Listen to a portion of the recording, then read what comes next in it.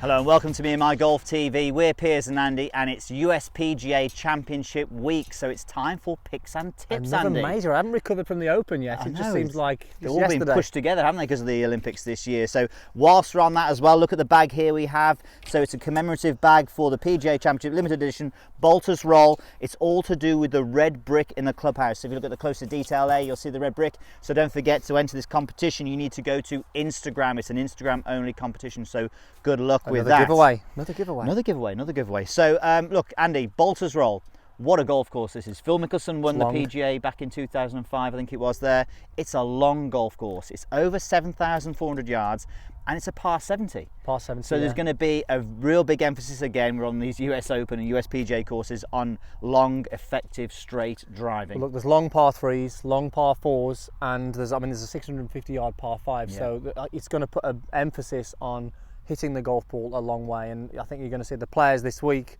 you know, the longer players are going to find it a little bit easier, but you've still got to be able to hit the straight shots and hit those approach shots that you're going to get close and make birdies. Still got to be able to do that. So, okay, so I'll tell you what we're going to do.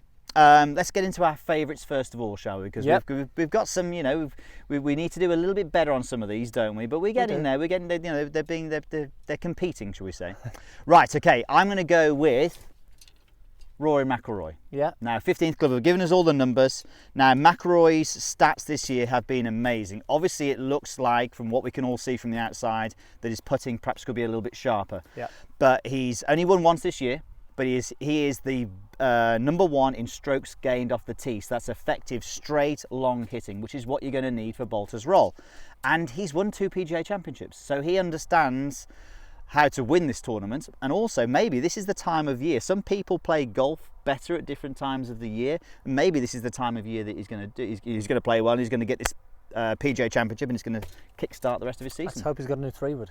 Well. Yeah, he's 3-wood, doesn't he? Absolutely. So he's my man. So you're going with Rory. Who are you going with? So I'm going to go with Adam Scott. Now, Adam Scott, you know, in March he had those back-to-back wins, but he's gone a little quiet up to now. But Adam Scott is ranked number 1 on the PGA Tour in strokes gained on his approach shots. Now, you know, that's going to be a big thing. He drives the golf ball well as well, and from 175 yards to 225 yards, he is great on his proximity as well. So, you know, that's going to play a massive part. And similar to Rory, drives the golf ball well, but he's going to need to hit those irons and those long irons, those approach shots close. And I think it could be, if he can get his putting working, Piers, it could be the time that he can just get back to that form that he had at the start of the year. So maybe if you put my driving, or Rory's driving, and Adam Scott's approach play, and then maybe Jordan Spieth's putting at the end of it all, or Jason Day's, then he might be a winner. But yeah, I think you're right. I think they're both playing well at the moment as well. So they did pretty good at the Open. They hit the ball really well. Unbelievable talents, and you know, it's easy to go for those guys to just slip a little form and people to criticise them because they're so talented. But really, they're not that far away. I think if they can have a good week putting and roll some putts in, I think they're going to be up there and challenge for the spot. Okay, what about the outsiders? Outsiders, let's get to that, shall we? Okay, so let's go with our outsiders then. My outsider is going to be Mr. Consistent Charl Schwartzel, Piers. He's finished top 25 in his last 6 worldwide events, you know, and he's also strokes gained 5th on his approach shots. And again, similar to Scott, he's very good at the proximity between 175 and 225 yards. So great long iron player. He's already won the Masters, so he knows what it takes to win a major. So for me, I think if he can again play well and get those putts rolling in, because you've still got to roll those putts in, he's got a good chance, but a good outside pick for me. Yeah, good chance. So you're going for proximity, aren't you? So like you said, that 175 to 225, when Tiger was at his peak, he was so much better than everyone else in that area there. There's a lot that's going to be having that distance to the green, you know, that sort of 175, 225 marker. It's going to be a big one. So you've gone for the iron players, haven't you? Now I'm going for the driving, because I'm going to go with Shane Lowry. I've picked Shane already this year. Shane is, again, he's top 15 on the strokes gained off the tee. So he's a very good, effective, long, sneaky long hitter. Well, I say sneaky long, people do know that he's long, and he's pretty accurate as well. And it's interesting that actually when you look at those stats a little bit deeper, he is in the top 20 for longest hitters and top 20 for straightest hitters, which is a very rare combination to get both of those. So again, you know, I think he's a big time plaplayer. I mean, you think about what he won at Firestone last year. Are you going to laugh at me there with big time, Charlie? No, I'm just thinking of obviously his result in the US Open playing with DJ last round. Yeah. No, Westwood didn't he? I think he played. Yeah, that's right. How he struggled. So he's going to be after that revenge to maybe to be up challenging for that major on the last day and to be able to produce a good solid round. I think he's questioning my pick here. No, I think no, he's I putting think it's a Charl great ahead of pick. him. I think think it should be interesting. But yeah, as you said, you know, he's got a few things he wants to sort out there, I'm sure. But you know, when he went at Firestone is a very similar golf course. It's very long, lots of long par fours.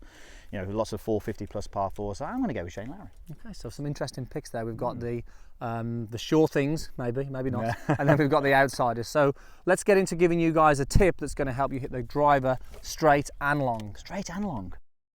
Okay, so let's give you a tip then that's going to help you hit the golf ball longer and straighter. Piers, come on, let's just put you under pressure now. Can you give us a double whammy? Both. I'm going to do both in one shot. All right, here we go. No problem. So, what the best players in the world or the effective drivers in the world are very good at is loading this trail side. We talk about this all the time. So that right side for me, they're very good at loading it. So it sounds great to just load the backswing better, but it's not as easy as that. A lot of the students we have really do struggle to wind up into that trail hip because of mobility and strength maybe. So let's make it a little bit easier for you. So take your normal setup, but then let's get the right foot, the trail foot for me, and pull it back like so. Okay, so slightly closing the stance, and then let's flare the foot out. Now as soon as you do those two movements, suddenly loading that trail side, I feel so much easier to do. You can tell by my voice. So I can load into this backswing, get a really good get myself into a really good position here, so I can then push off back towards the target and I can hit that powerful tee shot. So for the guys at home who don't understand loading, it's really been able to turn into the trail side, and just opening that foot out there, Piers, allows you to get more rotation into that trail hip, which then helps you push back. But also pulling the foot back allows for a slightly better path to the right, doesn't it? Yeah, so definitely when we pull that foot back as well, it can also get that path going a little bit more out to the right, which generally will help people. Certainly Rory does that anyway. More distance. Yeah, well, he's pretty good, isn't he? He's my pick as well, Andy. Come on, Rory. All right, here we go then. So 14th, this is a long par 4 at the Uspga, so I'm pulling the foot back, I'm flaring the foot open, and then from there, I might even give this one a little bit more, okay? So a good wind up, and I'm not going to hold back on this one. Wow. That could be the best shot you've hit down this hole, Piers. So a great tip there that's going to help you find more fairways and add some yardage. Make sure you flare the foot out and pull that back. Give it a go and then post any questions down below. Hope you enjoy the USPGA, guys. It's going to be an interesting one, isn't it, Piers? Make sure you check out tomorrow's swing analysis of the world #1 short game, including a giveaway as well, so make sure you check that out. Yes, definitely. If you haven't seen these videos before, make sure you subscribe just down below here for videos every week, and don't forget to check out our latest video series, Go Long Live. Click the link right here in the corner, it'll take you straight to it. Thanks for watching and enjoy this week.